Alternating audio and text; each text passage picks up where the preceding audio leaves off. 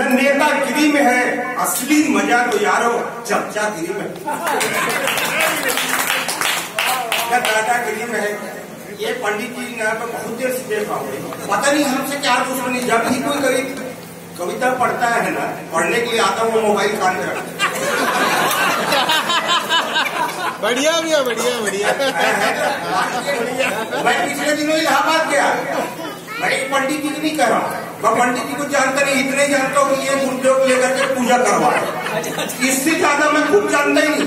लेकिन इलाहाबाद में 2 कर्मकांडी पंडित लड़ रहे थे। पहला पंडित का कहना था कि जब तेरे को मालूम है कि मैं प्याज लहसुन नहीं खाता तो साले मेरे चिकन में क्यों डाला।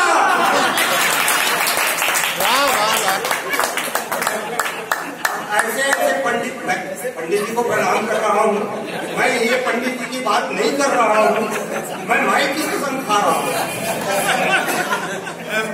मैं तो विशुद्ध व्यंग का कवि हूँ मित्रों, लेकिन व्यंग बड़ा ही।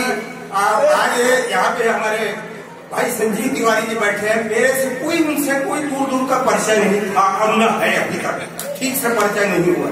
लेकिन उनकी साहित्यता, और इसे कहता हूं मैं कि बिल्कुल पारदर्शिता, कि उन्होंने जो मेरी कई व्यंग होंगी बिना कोई जान पहचान के, आज का तो जान पहचान के लोग होते हैं तभी समीक्षा करते हैं, लेकिन तिवारी जी का मैं हमेशा शुक्र गुजार रहूंगा। आदरणीय मेरे अग्रज, मेरे पूज्य दारेश्वर शर्मा जी भी इसको कई बार उल्लेख किए वो मंचों में, कि काशीपुरी का हमारे यहाँ संजीव तिवारी जी जो है वो व्यंग के रंग में कई जगह उल्लेख किए करके आज आपस में मिल करके या हम मिल करके बहुत